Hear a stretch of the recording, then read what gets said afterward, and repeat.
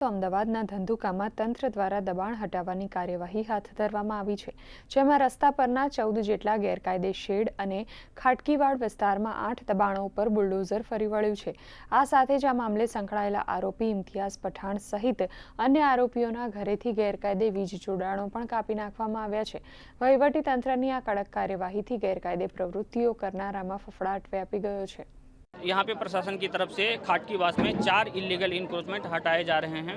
इन 4 illegal encroachment की सारी illegal activity पूर्ण हो गई है हमारी, और जो कोर्ट के आदेश थे उसके अनुसार भी इसमें जितनी भी प्रक्रिया थी वो सारी प्रक्रिया सिटी सर्विस सुपरिटेंडेंट और नगर पालिका चीफ ऑफिसर के द्वारा पूरी कर ली गई है।